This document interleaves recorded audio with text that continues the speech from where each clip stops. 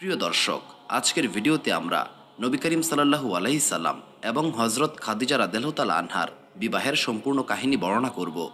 রাসূলুল্লাহ সাল্লাল্লাহু আলাইহি সাল্লাম তার প্রথম জীবনে একবার হজরত খাদিজা রাদিয়াল্লাহু তাআলা আনহার ব্যবসার মালামাল নিয়ে সিরিয়া গিয়েছিলেন। এই ব্যবসায়ী কাফেলা তাদের সমস্ত মালামাল বিক্রি করে মক্কার উদ্দেশ্যে রওনা দিয়েছিল এবং 24 থেকে 25 দিন সফরের পর জুফা নামক স্থানে এসে পৌঁছায়। এই জুফা নামক স্থানটি মক্কা থেকে প্রায় 150 কিলোমিটার দূরত্বে অবস্থিত। সেই সময়ে আরবের একটি রীতি প্রচলিত ছিল, যখন কোনো কাফেলা সফলভাবে বাণিজ্য থেকে ফেরত আসত এবং ব্যবসায় ভালো পরিমাণ মুনাফা করত, তখন তারা এটা আশা করত যে শহরে ঢোকার সময় লোকজন তাদেরকে স্বাগত জানাবে এবং তাদেরকে অভিনন্দন জানাবে, কারণ এই কাফেলা তাদের ব্যবসার সমস্ত সামগ্রী বিক্রি করে এসেছে এবং তাদের প্রত্যেকের নিকট প্রচুর পরিমাণে অর্থ রয়েছে। তাদের নিকট প্রচুর পরিমাণে অর্থ থাকার কারণে তারা কোনো নির্জন জায়গায় থামত না। মক্কার আগে সবচেয়ে বড় শহর ছিল জুফা। জুফার পর মক্কা পর্যন্ত আর বড় কোনো জনবসতি ছিল না। তাই কাফেলাকে সেখানেই থামানো হলো এবং তারপর প্রতিটি ব্যক্তি তাদের একজন করে দাসকে মক্কায় পাঠালো, যাতে সেই দাস মক্কায় গিয়ে লোকজনদেরকে তাদের আগমনের খবর জানাতে পারে। হজরত খাদিজা রাদিয়াল্লাহু তাআলা আনহার দাসের নাম ছিল মাইসারা। মূলত তার দায়িত্ব ছিল মক্কায় গিয়ে হজরত খাদিজা রাদিয়াল্লাহু তাআলা আনহাকে খবর পৌঁছে দেয়া। কিন্তু মাইসারা নবী করিম সাল্লাল্লাহু আলাইহি সাল্লামকে অনুরোধ করলেন, আজ পর্যন্ত আমার মালিক খাদিজা তাহিরা কখনো ব্যবসায় এত পরিমাণ লাভ করতে পারে নাই। নিঃসন্দেহে এটা তার জন্য একটি বিশাল বড় সুসংবাদ।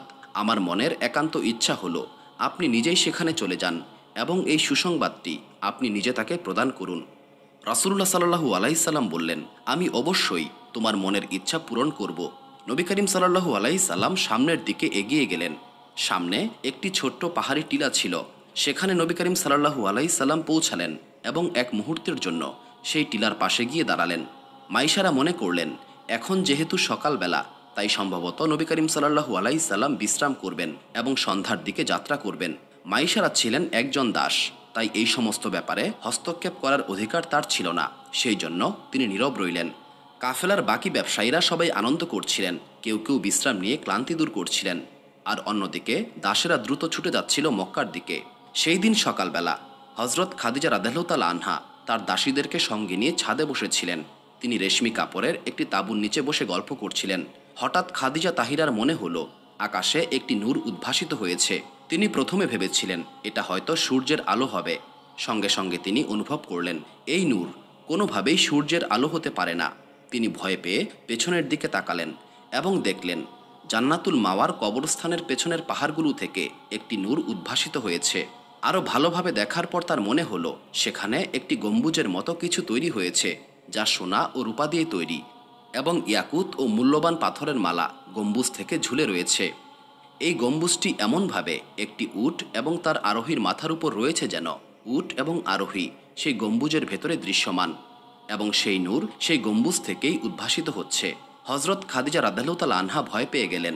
তিনি ভাবতে লাগলেন, আমার কোনো ভুল হচ্ছে না তো? তিনি তার দাসীদেরকে জিজ্ঞাসা করলেন, আমি যা দেখতে পাচ্ছি তোমরাও কি সেটাই দেখতে পাচ্ছ? সবাই পেছনে ফিরল এবং নিশ্চিত করল, হে খাদিজা তাহিরা, আপনি যা দেখতে পাচ্ছেন আমরাও তাই দেখতে পাচ্ছি। এমন অদ্ভুত বিষয় আমরা আগে কখনো লক্ষ্য করিনি।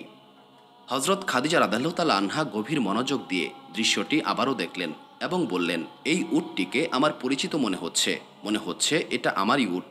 দাসীরা অবাক হয়ে বলল, হে খাদিজা তাহিরা, এটা কিভাবে সম্ভব? আপনার উট তো মাইসারার সঙ্গে সিরিয়ায় বাণিজ্যের উদ্দেশ্যে গিয়েছে, সেই উট এখন এখানে কিভাবে আসবে? খাদিজা তাহিরা বললেন, উটের আরোহীকেও আমি চিনতে পেরেছি, মনে হচ্ছে উনি আবু তালিবের ভাতিজা। খাদিজা রাদিয়াল্লাহু তাআলা আনহা এবং তার দাসীরা সেই নূরের দিকে তাকিয়ে রইল এবং হঠাৎ করে সেই নূরের গম্বুজ অদৃশ্য হয়ে গেল এবং নূরের আলো কিছুটা কমতে শুরু করল, কারণ মহান আল্লাহ তাআলা তার প্রিয় নবীর মর্যাদা তখনও গোপন রাখতে চাইলেন। এরপর সেই উট আরোহী মক্কার সরু গলির মধ্যে প্রবেশ করল, ফলে খাদিজা তাহিরা আর দেখতে পেলেন না। কিছুক্ষণ পর খাদিজা তাহিরার বাড়ির দরজায় কড়া নাড়ার শব্দ হলো। একজন দাস এসে বলল, আবু তালিবের ভাতিজা মুহাম্মদ এসেছেন, যিনি সিরিয়া সফরে গিয়েছিলেন। তখনই হজরত খাদিজা তাহিরা নিজেকে সামলাতে না পেরে দৌড়ে দরজার দিকে এগিয়ে গেলেন। সবাই বিস্মিত হয়ে দেখতে লাগলো, যার খিদমতে 70 জন দাসী রয়েছে তিনি নিজে এমনভাবে দরজার দিকে ছুটে যাচ্ছেন। খাদিজা রাদিয়াল্লাহু তাআলা আনহা নবী করিম সাল্লাল্লাহু আলাইহি সাল্লামকে তার ঘরে প্রবেশ করতে বললেন এবং প্রশ্ন করলেন, আপনি বাণিজ্য সফর থেকে কবে ফেরত এসেছেন? হজরত খাদিজা রাদিয়াল্লাহু তাআলা আনহা এইটা ভেবে দোটানায় ছিলেন যে এই উটের আরোহী কি তিনিই ছিলেন নাকি নিজের ঘর থেকে এসেছেন। নবী করিম সাল্লাল্লাহু আলাইহি সাল্লাম বললেন, আমি এইমাত্র মক্কায় প্রবেশ করেছি এবং এখন পর্যন্ত কাবার দিকে যাইনি। আমি এসেছি আপনাকে জানাতে আপনার কাফেলা চলে এসেছে এবং ব্যবসার সমস্ত মালামাল বিক্রি হয়ে গেছে এবং আপনার দাস মাইশারাও চলে এসেছে। এরপর তারা কিছুক্ষণ ব্যবসায়িক আলোচনা করলেন। হজরত খাদিজা তাহিরা জিজ্ঞাসা করলেন, কাফেলা এখন কোথায় অবস্থান করছে?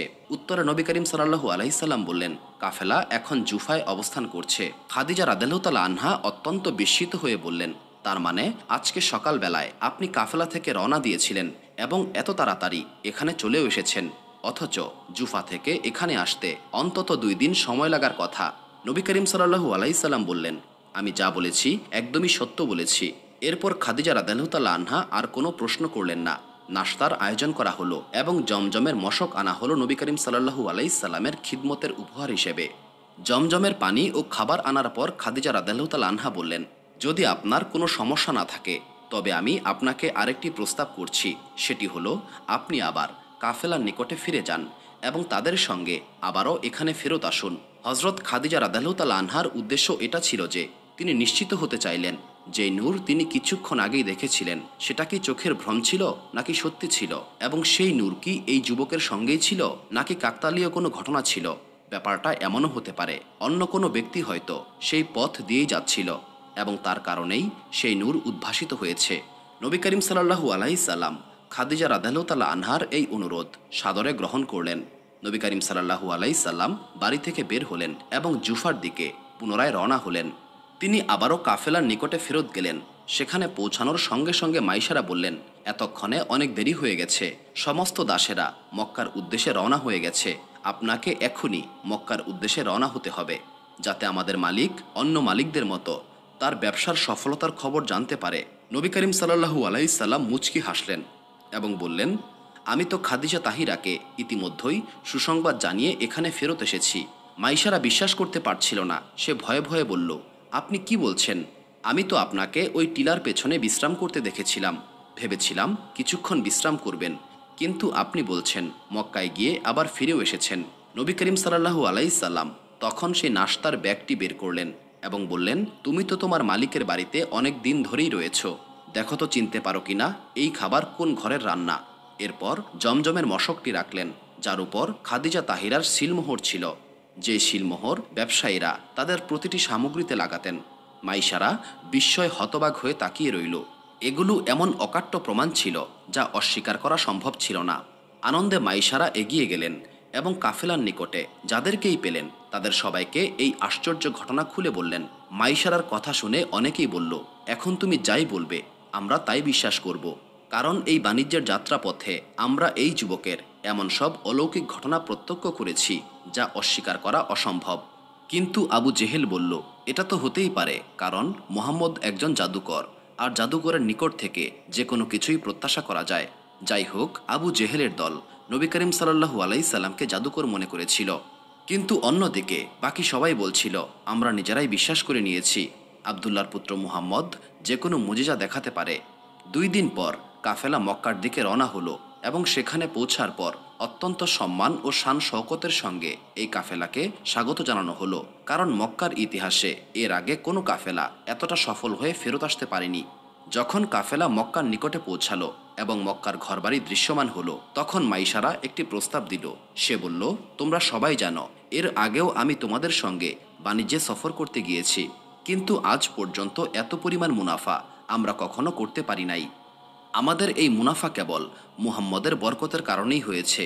এখন এটা আমাদের দায়িত্ব যে আমরা আমাদের লাভের কিছুটা অংশ মুহাম্মদকে উপহার দেই। কাফেলার মধ্য কোনো ব্যক্তি মাইশারার এই বক্তব্যের ব্যাপারে কোনো আপত্তি করল না।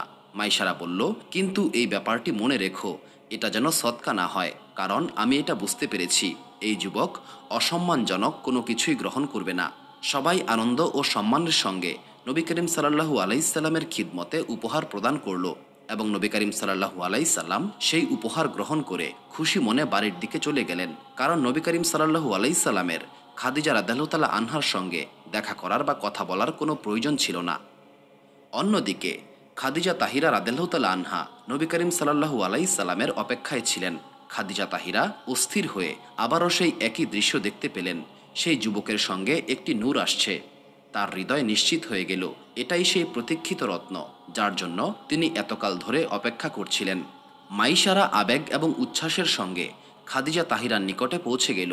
হজরত খাদিজা রাদিয়াল্লাহু তাআলা আনহা জিজ্ঞাসা করলেন, মাইশারা, তুমি আমাকে আবদুল্লাহর পুত্র মুহাম্মদ সম্পর্কে বলো।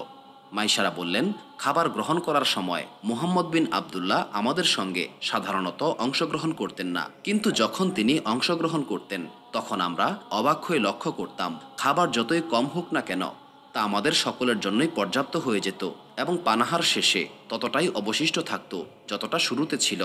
ইচ্ছা করলে আপনি এই পরীক্ষা নিজেই করতে পারবেন।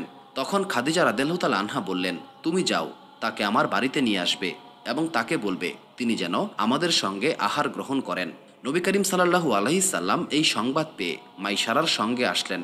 হজরত খাদিজা রাদিয়াল্লাহু তাআলা আনহা তার ঘরে থাকা সমস্ত পুরুষ আত্মীয় স্বজন এবং দাসদেরকে একত্র করলেন এবং একটি দস্তরখানে বসালেন। সেখানে একটি ছোট্ট পাত্রে কিছু পরিমাণ খেজুর দিলেন। সবাই দস্তরখানে বসে গেল। নবী করিম সাল্লাল্লাহু আলাইহি সাল্লাম সবার প্রথমে খেজুর তার মুবারক হাতে তুলে নিলেন এবং হজরত খাদিজা রাদিয়াল্লাহু তাআলা আনহার আদেশে প্রত্যেক ব্যক্তি ইচ্ছা মতো খাবার গ্রহণ করলেন। একটা সময় পর সবাই বলল, আমাদের পেটে আর বিন্দুমাত্র জায়গা অবশিষ্ট নাই। কিন্তু আশ্চর্যের ব্যাপার হচ্ছে তখনও খেজুরের পরিমাণ ঠিক ততটাই ছিল যতটা শুরুতে রাখা হয়েছিল। খাদিজা তাহিরা নবী করিম সাল্লাল্লাহু আলাইহি সাল্লামকে ধন্যবাদ জানালেন। পানাহারের পর নবী করিম সাল্লাল্লাহু আলাইহি সাল্লাম নিজের বাড়িতে চলে গেলেন। অন্যদিকে খাদিজা মাইশারার প্রতি এতটাই সন্তুষ্ট হলেন যে তিনি বললেন, মাইশারা, আমি আজ তোমাকে আজাদ করে দিলাম। তোমার স্ত্রী যিনি আমার দাসী ছিলেন তাকেও আজাদ করে দিলাম। তোমার সন্তানরা যারা আমার দাস ছিল আমি তাদেরকেও মুক্ত ঘোষণা করলাম।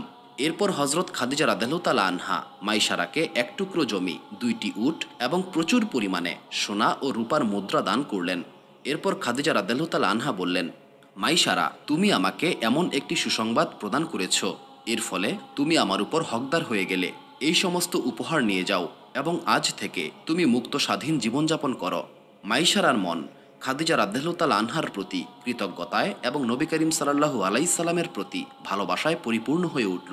কারণ নবী করিম সাল্লাল্লাহু আলাইহি সাল্লামের কারণেই সে আজ দাসের জীবন থেকে মুক্ত হলো। সুবহানাল্লাহ। অন্যদিকে হজরত খাদিজা রাদিয়াল্লাহু তাআলা আনহার মন প্রশান্তিতে ভরে উঠল, কারণ কিছুদিন আগেই তার জীবনে 3টি অদ্ভুত ঘটনা ঘটেছিল। প্রথম ঘটনা, একবার হজরত খাদিজা রাদিয়াল্লাহু তাআলা আনহা তার দাসীদের সঙ্গে কাবার সামনে বসেছিলেন। তখন একজন ইহুদি আলেম সেখান দিয়ে যাচ্ছিলেন। সেই আলেমের দৃষ্টি যখন হজরত খাদিজা রাদিয়াল্লাহু তাআলা আনহার উপরে পড়েছিল তখন তিনি বলেছিলেন, তোমাদের মধ্যে এমন একজন নারী রয়েছেন যিনি মহান আল্লাহ তাআলার শেষ রাসূলের স্ত্রী হবেন। হে মক্কার নারীগণ, সেই শেষ নবী এই মক্কার ভূমিতেই প্রকাশিত হবেন এবং তোমাদের মধ্যে যারা তার আনুগত্য করবে দুনিয়া এবং আখিরাতে সাফল্য লাভ করবে। অন্য মহিলারা এই কথা শুনে সেই আলেমের দিকে পাথর নিক্ষেপ করল, কিন্তু হজরত খাদিজা রাদিয়াল্লাহু তাআলা আনহার মনে এই কথা একদম গেঁথে গেল, কারণ তিনি সেই নারীদের একজন ছিলেন যিনি ইসলামের আগমনের পূর্বেই মহান আল্লাহ তাআলার প্রতি অনুরক্ত ছিলেন। হজরত খাদিজা রাদিয়াল্লাহু তাআলা আনহার একজন চাচা ছিলেন, তার নাম ছিল ওয়ারাকা ইবনে নওফেল। তিনি তাওরাত ও জাবুরের বড় আলেম ছিলেন। খাদিজা রাদিয়াল্লাহু তাআলা আনহা প্রায়শই তার চাচা ওয়ারাকা ইবনে নওফেলের নিকটে যেতেন এবং তার নিকট থেকে তাওরাত ও জাবুরের শিক্ষা নিতেন। দ্বিতীয় ঘটনা, একদিন হজরত খাদিজা রাদিয়াল্লাহু তাআলা আনহা তার ঘরে একজন ইহুদি আলেমকে আমন্ত্রণ করলেন, কারণ তিনি আলেমদের প্রতি খুবই সম্মান প্রদর্শন করতেন। হঠাৎ সেই ইহুদি আলেম হজরত খাদিজা রাদিয়াল্লাহু তাআলা আনহাকে বললেন, একজন যুবক এই গলির মধ্য দিয়ে হেঁটে যাচ্ছে, আপনি দয়া করে তাকে এক মুহূর্তের জন্য এখানে ডাকুন। হজরত খাদিজা রাদিয়াল্লাহু তাআলা আনহা বললেন, আমি ওই যুবককে চিনতে পেরেছি, তিনি বনু হাশিমের যুবক। এরপর তিনি তার দাসকে বললেন, ওই কুরাইশ যুবককে আমার বার্তা দাও এবং কিছুক্ষণের জন্য তাকে এখানে আসতে বলো। যখন নবী করিম সাল্লাল্লাহু আলাইহি সাল্লাম ভেতরে প্রবেশ করলেন তখন খাদিজা তাহিরা পর্দার আড়ালে চলে গেলেন। ইহুদি আলেম নবী করিম সাল্লাল্লাহু আলাইহি সাল্লামকে বললেন, যদি আপনি অনুমতি দেন তবে আমি আপনার পোশাকটি আপনার শরীর থেকে একটু সরাতে চাই। নবী করিম সাল্লাল্লাহু আলাইহি সাল্লাম ইহুদি আলেমের এই অদ্ভুত প্রস্তাবে প্রচণ্ড অবাক হলেন, কিন্তু তারপরও ভদ্রতার খাতিরে তিনি অনুমতি দিলেন। ইহুদি আলেম নবী করিম সাল্লাল্লাহু আলাইহি সাল্লামের পোশাক সরিয়ে মোহরে নবুয়ত দর্শন করলেন এবং একবার চুম্বন করলেন। এরপর ইহুদি আলেম নবী করিম সাল্লাল্লাহু আলাইহি সাল্লামকে বিদায় দিলেন। নবী করিম সাল্লাল্লাহু আলাইহি সাল্লাম চলে যাওয়ার পর হজরত খাদিজা রাদিয়াল্লাহু তাআলা আনহা ইহুদি আলেমকে বললেন, আপনার এই অদ্ভুত কাজকর্ম আমার বোধগম্য হয়নি। এরপর খাদিজা রাদিয়াল্লাহু তাআলা আনহা আরও বললেন, আপনি জানেন না আপনি কি ভয়ঙ্কর একটা কাজ করেছেন। এইভাবে ওই যুবকের পোশাক সরিয়ে নিয়েছেন। ওই যুবকের চাচা যদি তার সঙ্গে থাকতেন তবে আল্লাহ তাআলার কসম সে আপনাকে হত্যা করে ফেলত। তার ভাতিজার গায়ে কেউ হাত দেবে এটা তিনি কখনোই মানতে পারতেন না। তখন ইহুদি আলেম বললেন, আপনি জানেন না এই যুবক শেষ জমানার নবী হবেন, কারণ তাওরাতে লিখিত রয়েছে শেষ জমানার নবী এই মক্কার ভূমিতেই আসবেন। তার পিতা তার জন্মের আগেই ইন্তেকাল করবেন, তার দাদা শৈশবেই মারা যাবেন এবং তার চাচা তাকে লালন পালন করবেন।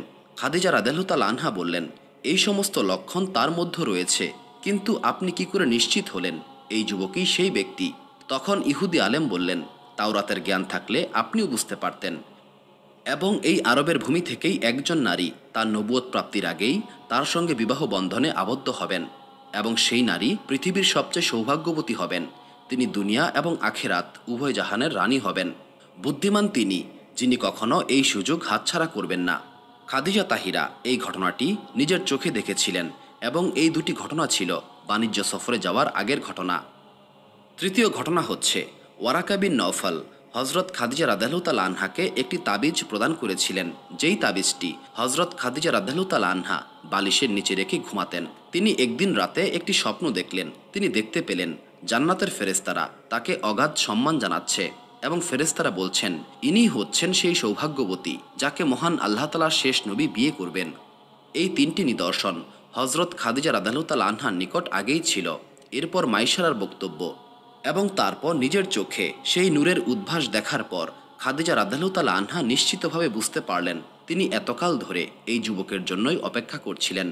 হজরত খাদিজা রাদিয়াল্লাহু তাআলা আনহা মনে মনে নবী করিম সাল্লাল্লাহু আলাইহি সাল্লামের সঙ্গে বিবাহ বন্ধনে আবদ্ধ হওয়ার সিদ্ধান্ত গ্রহণ করলেন, কিন্তু তার মনে ভয়ও ছিল তিনি কিভাবে এই প্রস্তাব দিবেন, কারণ নবী করিম সাল্লাল্লাহু আলাইহি সাল্লাম তাকে গ্রহণ করবেন কিনা সেটাও তিনি নিশ্চিত নন, কারণ তিনি হচ্ছেন শেষ নবী, সৃষ্টির সর্বশ্রেষ্ঠ মহাবিশ্বের নেতা।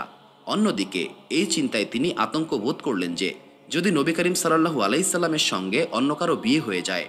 হজরত খাদিজা রাদিয়াল্লাহু তাআলা আনহা চিন্তায় পড়ে গেলেন তিনি কি করবেন। অবশেষে তার সবচেয়ে প্রিয় দাসী নাফিসাকে ডেকে আনলেন এবং বললেন, তুমি একটু খোঁজ নাও আবু তালিবের এই ভাতিজার মনে আমার সম্পর্কে কোনো ধারণা আছে কিনা।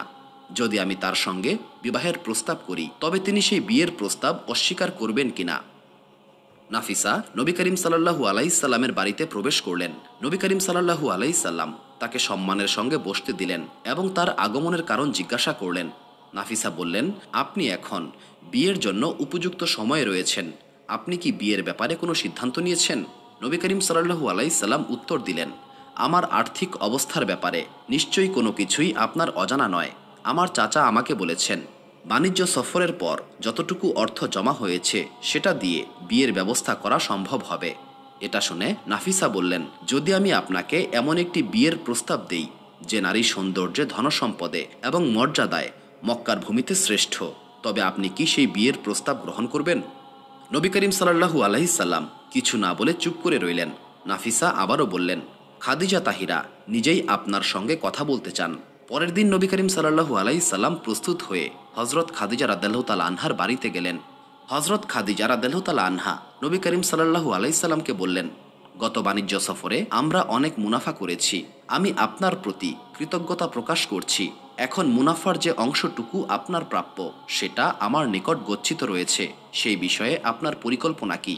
নবী করিম সাল্লাল্লাহু আলাইহি সাল্লাম বললেন, আমার চাচা আমাকে বলেছেন আমি যেন নিজের জন্য উট কিনে নিজের ব্যবসা শুরু করি এবং অবশিষ্ট যে অর্থ থাকবে তা দিয়ে আমার বিবাহের ব্যবস্থা করতে চান।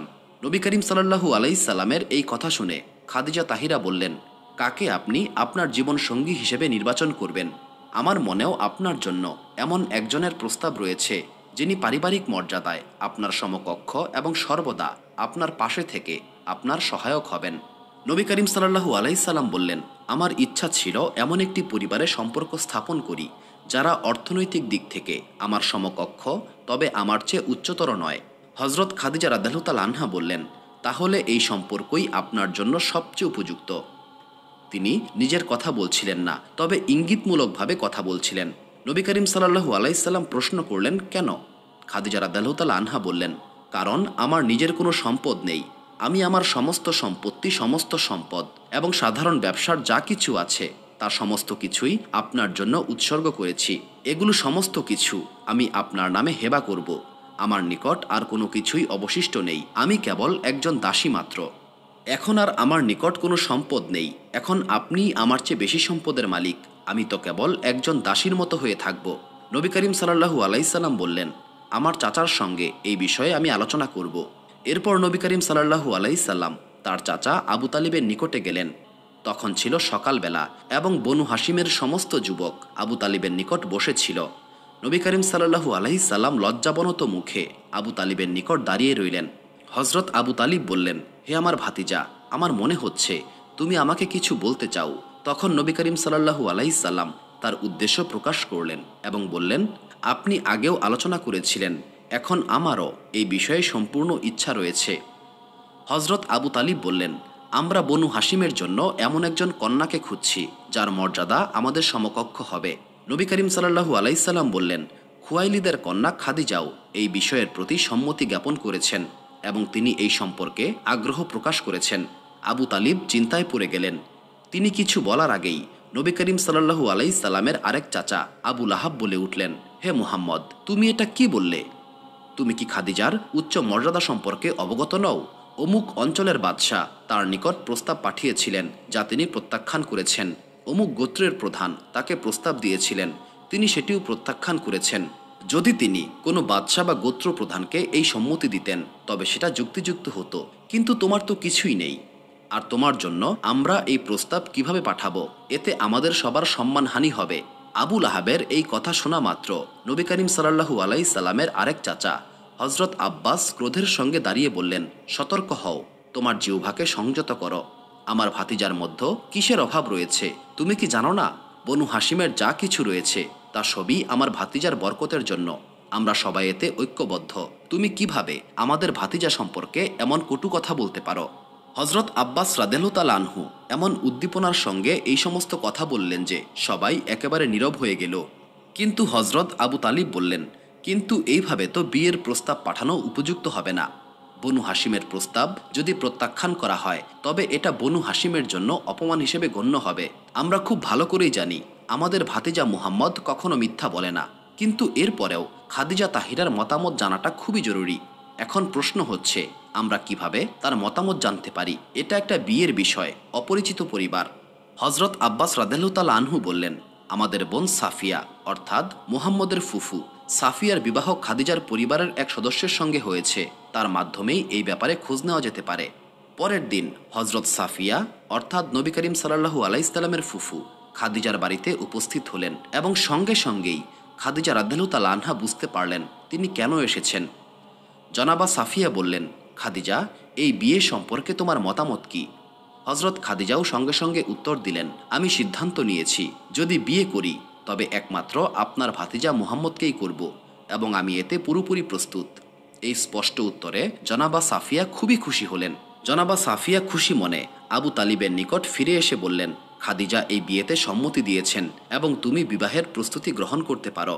বোনের এই নিশ্চয়তা পেয়ে আবু তালিব প্রস্তুতি নিলেন এবং নবী করিম সাল্লাল্লাহু আলাইহি সাল্লামের প্রস্তাব নিয়ে যেতে প্রস্তুত হলেন। বনু হাসিমের যুবকেরা সম্মান এবং মর্যাদার সঙ্গে বের হলেন এবং আবু তালিবের নেতৃত্বে এই কাফেলা হজরত খাদিজা রাদিয়াল্লাহু তাআলা আনহার বাড়িতে পৌঁছে গেলেন। হজরত খাদিজার পিতা তখন ইন্তেকাল করেছেন। তার চাচা আমর বিন আসাদ তখন জীবিত ছিলেন এবং তিনিই ছিলেন গোত্রপ্রধান। আনুষ্ঠানিক আলাপচারিতার পর হজরত আবু তালিব তার সামনে এই বিবাহের প্রস্তাব পেশ করলেন। আমর বিন আসাদ বললেন, খাদিজা তাহিরার বিষয়ে আমি নিজে কখনো হস্তক্ষেপ করি না। খাদিজা সম্পূর্ণ স্বাধীন, তিনি নিজের ইচ্ছায় সিদ্ধান্ত নেন। তবে আপনার প্রস্তাব শোনার পর আমি আগেই বলতে পারি এই বিষয়ে খাদিজাকেই সিদ্ধান্ত নেবেন। খাদিজা কখনোই এই প্রস্তাবে সম্মতি দেবেন না। অনেক গোত্রপ্রধানদের প্রস্তাব তিনি প্রত্যাখ্যান করেছেন, এমনকি অনেক রাজা বাদশারও প্রস্তাব তিনি ফিরিয়ে দিয়েছেন। এই প্রস্তাব তিনি কিভাবে গ্রহণ করবেন? তাই আমি এই প্রস্তাবটি প্রত্যাখ্যান করছি, কারণ আমি খাদিজার ইচ্ছা সম্পর্কে অবগত রয়েছি। হজরত আবু তালিবের জন্য এইটুকুই যথেষ্ট ছিল। হাশিমি মর্যাদাবোধ তখন ক্রোধে রূপান্তরিত হলো। তিনি প্রচণ্ড রাগে দুঃখে বাইরে বেরিয়ে এলেন এবং নিজ বাড়ির উদ্দেশ্যে রওনা দিলেন। তিনি কিছুতেই বুঝতে পারছিলেন না তার বোন সাফিয়া তাকে যা বলেছিলেন, অন্যদিকে খাদিজার চাচা যা বললেন সেটা একদমই বিপরীত। অন্যদিকে হজরত খাদিজা রাদিয়াল্লাহু তাআলা আনহার নিকট এই খবর পৌঁছে গেল, বনু হাশিমের পরিবার বিবাহের প্রস্তাব নিয়ে এসেছিল, কিন্তু তাদের সেই প্রস্তাব প্রত্যাখ্যান করা হয়েছে। খাদিজা তাহিরা অত্যন্ত চিন্তিত হয়ে পড়লেন। চাচা তাদের প্রত্যাখ্যান করেছে, এখন আমি যদি আমার মতামত দিতেও চাই, চাচা এটাকে অপমান হিসেবে গ্রহণ করবেন। তিনি মনে করবেন আমি তার ভাতিজি হয়ে তাকে অমান্য করেছি। যদিও খাদিজা তাহিরা স্বাধীন ছিলেন, তবু স্বাধীনতার অর্থ এই নয় যে বয়োজ্যেষ্ঠদের সম্মান করবেন না। বনু হাশিমের পরিবারও আবু তালিবের সঙ্গে এসেছিল এবং আবু তালিবকে এই প্রস্তাব থেকে প্রত্যাখ্যান করা হয়েছে, তাই তারা আর কখনো ফেরত আসবেন না। এখন কি করা যায় তিনি কিছুতেই বুঝে উঠতে পারছিলেন না। তিনি অস্থির হয়ে গেলেন। হঠাৎ খাদিজা রাদিয়াল্লাহু তাআলা আনহার মনে পড়ল একজন ব্যক্তির কথা। একমাত্র এই ব্যক্তি তাকে এই মহাবিপদ থেকে উদ্ধার করতে পারবেন। হজরত খাদিজা রাদিয়াল্লাহু তাআলা আনহার চাচা ওয়ারাকা ইবনে নওফল ছিলেন এই গোত্রের অত্যন্ত বিচক্ষণ এবং একজন জ্ঞানী ব্যক্তি। সবাই তাকে খুবই মান্য করে চলত। নবুয়তের ব্যাপারে তিনি পূর্ণ বিশ্বাস রাখতেন। নবী করিম সাল্লাল্লাহু আলাইহি সাল্লামের নবুয়ত প্রাপ্তির ঠিক পরেই তার ইন্তেকাল হয়েছিল, তবে তিনি নবী করিম সাল্লাল্লাহু আলাইহি সাল্লামের রিসালাতের আগেই তাকে মেনে নিয়েছিলেন। ওয়ারাকা এমন একজন ব্যক্তি ছিলেন যার নিকট খাদিজা রাদিয়াল্লাহু তাআলা আনহা তার মনের কথা খুলে বলতে পারতেন, কারণ তারা সমবয়সী ছিলেন এবং তাদের মধ্যে একটি আন্তরিক সম্পর্ক ছিল। হজরত খাদিজা রাদিয়াল্লাহু তাআলা আনহা তার দাসীকে বললেন, আমার চাচা ওয়ারাকা বিন নওফেলকে আমার বার্তা দিয়ে এসো। বার্তা পেয়ে হজরত খাদিজা রাদিয়াল্লাহু তাআলা আনহার নিকটে ওয়ারাকা এলেন। ওয়ারাকার মনে খাদিজা রাদিয়াল্লাহু তাআলা আনহার প্রতি কন্যাসম ভালোবাসা ছিল। তিনি জিজ্ঞাসা করলেন, আমার প্রিয়তম কন্যা, তোমাকে খুবই চিন্তিত অবস্থায় দেখতে পাচ্ছি। হজরত খাদিজা রাদিয়াল্লাহু তাআলা আনহা বললেন, চিন্তিত হব না কেন?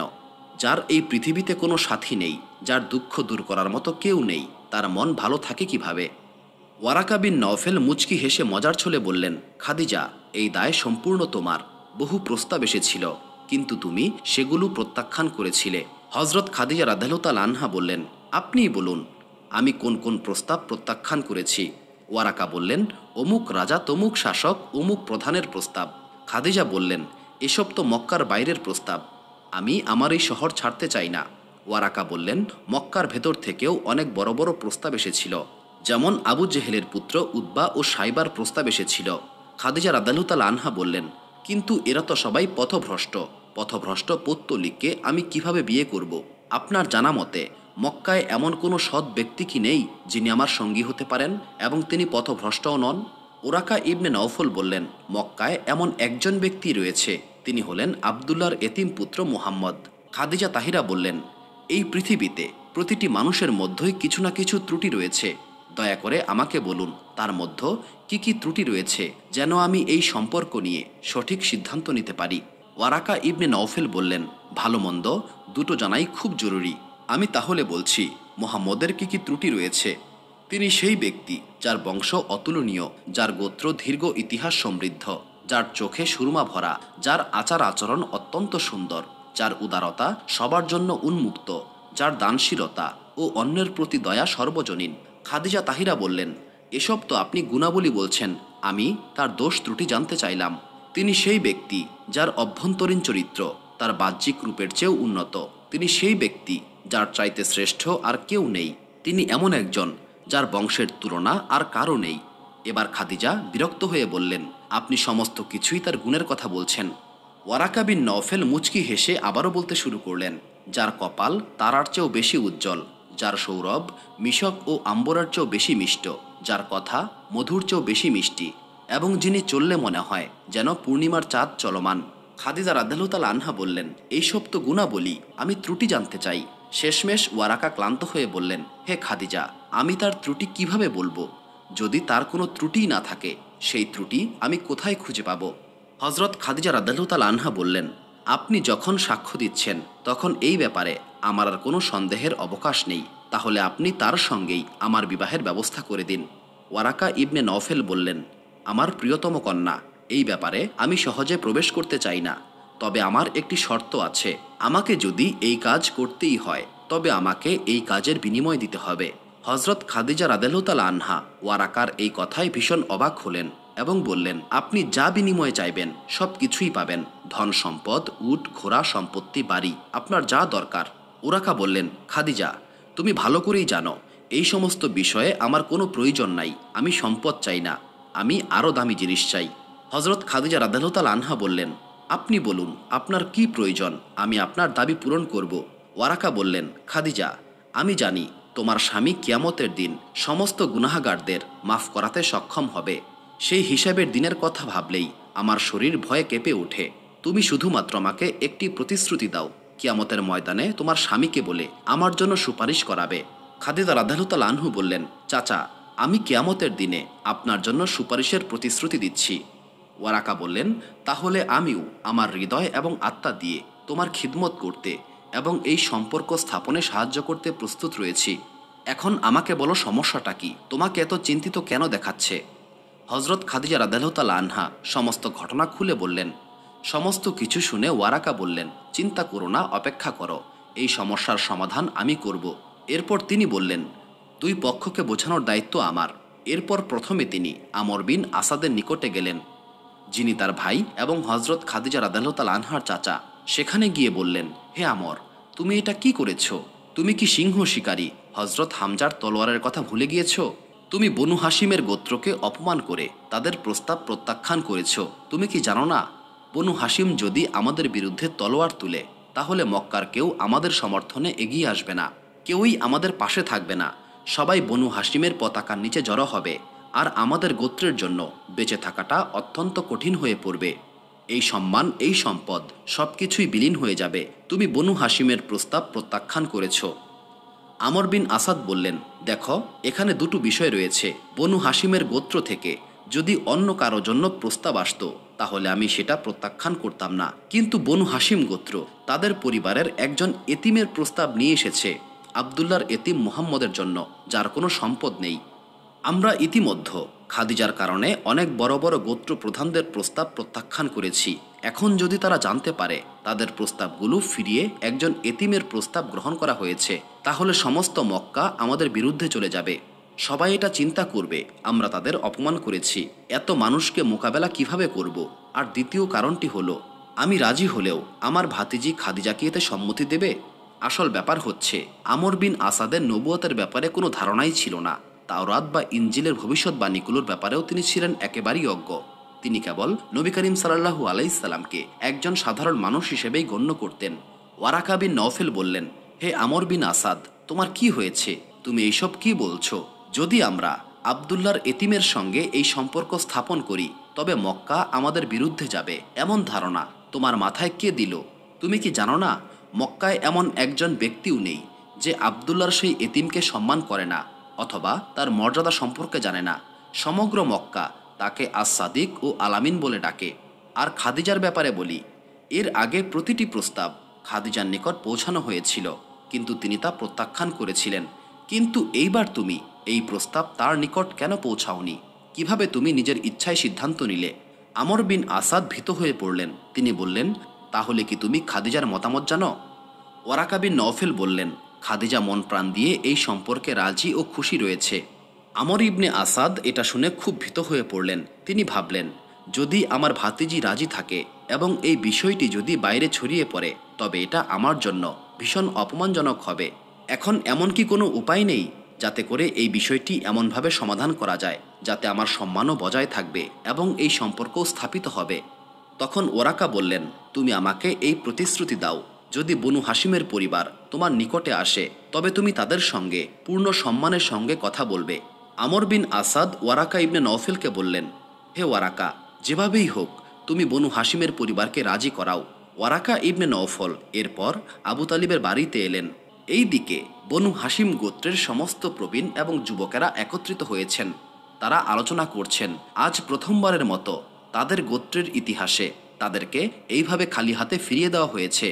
যুবকেরা যুদ্ধের আদেশের অপেক্ষায় রয়েছেন এবং অন্যদিকে প্রবীণরা রাগান্বিত হয়ে রয়েছেন। তবে আবু তালিব, যিনি এই গোত্রের সবচেয়ে বুদ্ধিমান ব্যক্তি, তিনি নীরব রয়েছেন, তার মাথা নিচু। এই সময় ওয়ারাকা ইবনে নওফেল প্রবেশ করলেন। ওয়ারাকা ইবনে নওফেল প্রবেশ করে বুঝতে পারলেন এই মুহূর্তে মজলিসের আবহাওয়া বেশ উত্তপ্ত।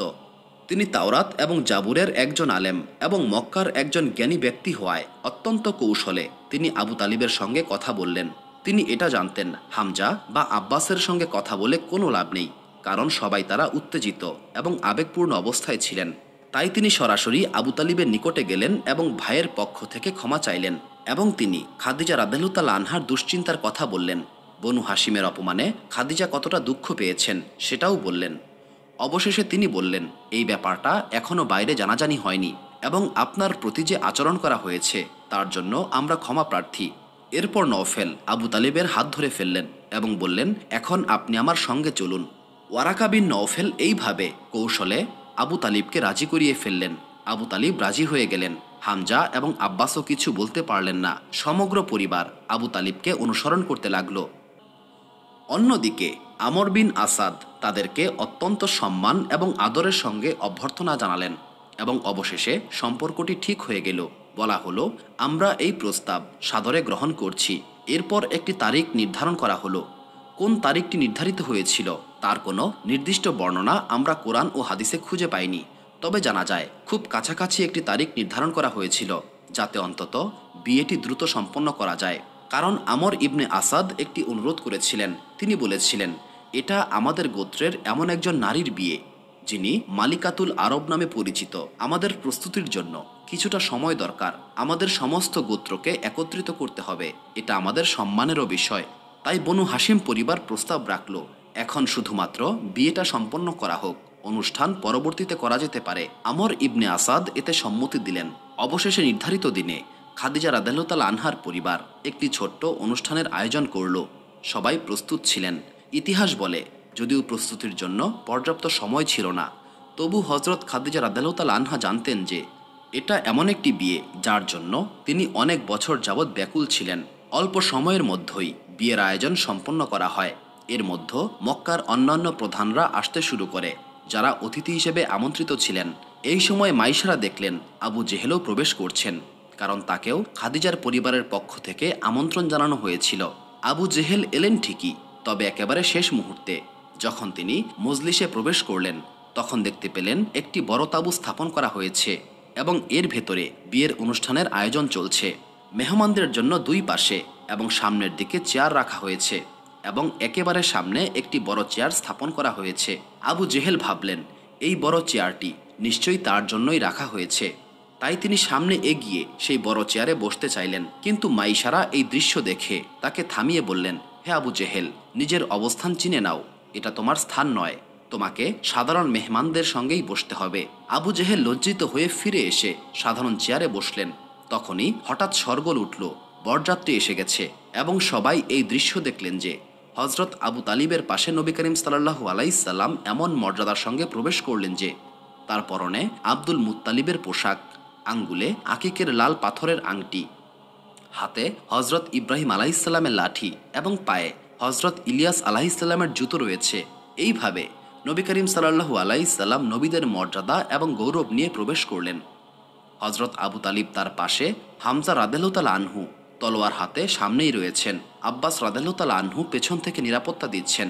বনু হাশিমের সমস্ত যুবক এবং গোত্রের প্রবীণরা নবী করিম সাল্লাল্লাহু আলাইহি সাল্লামকে নিয়ে সম্পূর্ণ মর্যাদার সঙ্গে এই বরযাত্রী মজলিসে প্রবেশ করল। অতিথিরা অভ্যর্থনার জন্য দাঁড়িয়ে গেলেন, কিন্তু আবু জেহেল তখন মাত্র বসেছিল এবং সে দেখল সবাই উঠে দাঁড়াচ্ছে। তবে তার অন্তরে যে অহংকার ও গর্ব ছিল এবং নবী করিম সাল্লাল্লাহু আলাইহি সাল্লামের সঙ্গে বাণিজ্য সফরের সময় যে হিংসা ও বিরোধ তার মনে জন্ম নিয়েছিল, এই কারণে সে নিজের জায়গায় বসে রইল। হামজা রাদিয়াল্লাহু তাআলা আনহু এই দৃশ্য সহ্য করতে পারলেন না। তিনি খোলা তলোয়ার হাতে নিয়ে এগিয়ে এলেন এবং আবু জেহেলের হাত এমন জোরে চেপে ধরলেন যে বর্ণনায় বলা হয়েছে আবু জেহেলের আঙ্গুল থেকে রক্ত বের হওয়া শুরু করেছিল। তিনি বললেন, তুমি এটা কি ধরনের বেয়াদবি করলে? আমার ভাতিজা আসছে, মক্কার সব গোত্র প্রধানরা দাঁড়িয়ে গেছে, আর তুমি এইভাবে বসে রয়েছ। তোমাকে দাঁড়াতে হবে। যন্ত্রণার তীব্রতায় কাতর হয়ে আবু জেহেল দাঁড়িয়ে গেল। আবু তালিব এই দৃশ্য দেখে বললেন, হামজা, এটা বিয়ের অনুষ্ঠান, মেহমানরা এসেছেন, এই সময় কোনো বিবাদ করো না। হামজা, যিনি আবু জেহেলকে শাস্তি দিতে চেয়েছিলেন, তার ভাই আবু তালিবের কথায় ফেরত এলেন। এরপর নবী করিম সাল্লাল্লাহু আলাইহি সাল্লামকে এনে সেই বড় চেয়ারে বসানো হলো।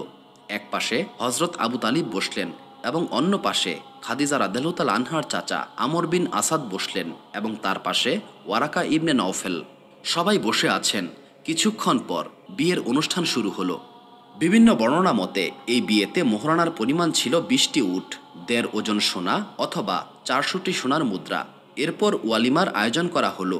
এটা এত আড়ম্বরপূর্ণ হলো যে একটি উট হজরত আবু তালিব নিজের পক্ষ থেকে কোরবানি করেন, একটি উট নবী করিম সাল্লাল্লাহু আলাইহি সাল্লাম তার নিজের সম্পদ থেকে কোরবানি করেন এবং হজরত খাদিজা রাদিয়াল্লাহু তাআলা আনহা অনেকগুলো উট তার সম্পদ থেকে কোরবানি করেন।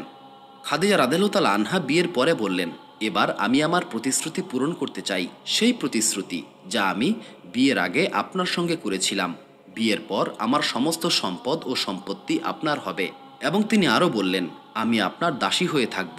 আমি সেই প্রতিশ্রুতি পূরণ করতে চাই। তাই আজ থেকে আমার সমস্ত সম্পদ, আমার সমস্ত পশু, আমার সমস্ত সম্পত্তি, আমার সমস্ত দাস, আমার সমস্ত দাসী, আমার সমস্ত ব্যবসার সামগ্রী, আমার সমস্ত সোনা রূপা, এমনকি আমি নিজেও এখন থেকে আপনার। এগুলো আমি আপনার নামে হেবা করে দিয়েছি। তিনি সমস্ত কিছু নবী করিম সাল্লাল্লাহু আলাইহি সাল্লামের হাতে তুলে দিলেন। সুবহানাল্লাহ।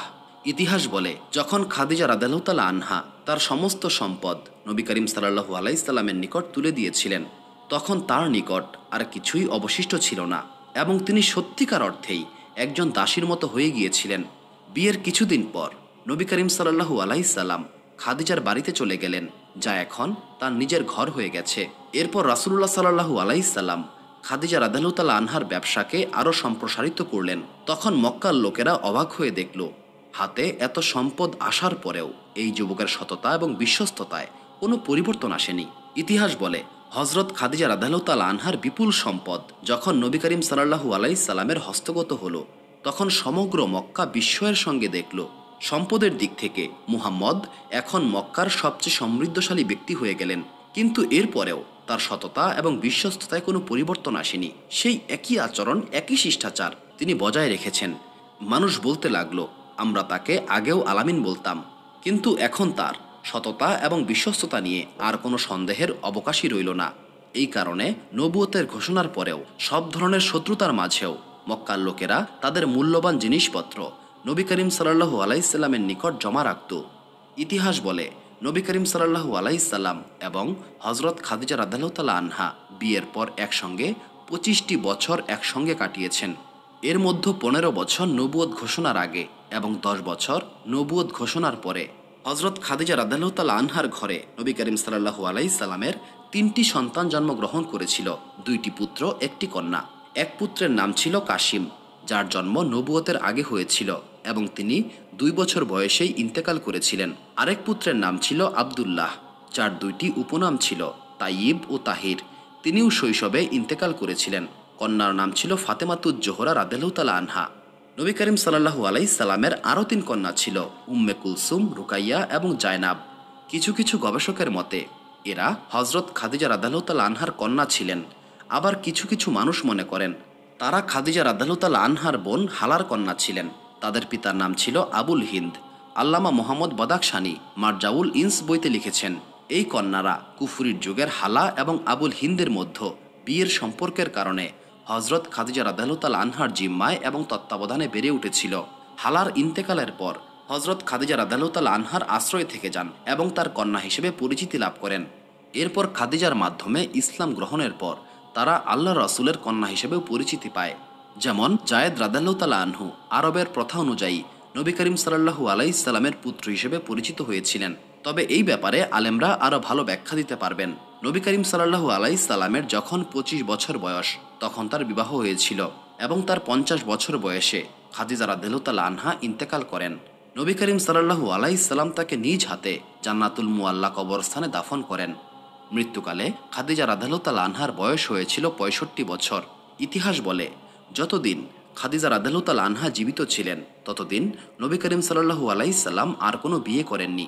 সব শেষে শুধু এতটুকুই বলবো, লক্ষ লক্ষ সালাম এই উম্মুল মুমিনিন হজরত খাদিজা রাদিয়াল্লাহু তাআলা আনহার প্রতি, যিনি এত সম্পদের মালিক ছিলেন, যাকে মালিকাতুল আরব বলা হতো, যিনি নবী করিম সাল্লাল্লাহু আলাইহি সাল্লামের সঙ্গে বিয়ের পর তার সমস্ত সম্পদ নবী করিম সাল্লাল্লাহু আলাইহি সাল্লামের হাতে তুলে দিয়েছিলেন এবং তা ইসলামের জন্য ব্যয় করেছিলেন। তিনি তার জীবনে নবী করিম সাল্লাল্লাহু আলাইহি সাল্লামের দাসীর মতো জীবনযাপন করেছেন। এমনকি নবী করিম সাল্লাল্লাহু আলাইহি সাল্লাম যখন হেরা গুহায় ইবাদতের জন্য যেতেন, তখন খাদিজা রাদিয়াল্লাহু তাআলা আনহু ওই মক্কার ভয়ঙ্কর পাহাড়গুলো অতিক্রম করে নবী করিম সাল্লাল্লাহু আলাইহি সাল্লামের জন্য খাবার নিয়ে যেতেন। আশা করছি আজকের ভিডিওটি আপনাদের ভালো লাগবে। সুপ্রিয় দর্শক মণ্ডলী, প্রতিদিন নতুন নতুন ভিডিও পেতে আমাদের চ্যানেলটি অবশ্যই সাবস্ক্রাইব করুন।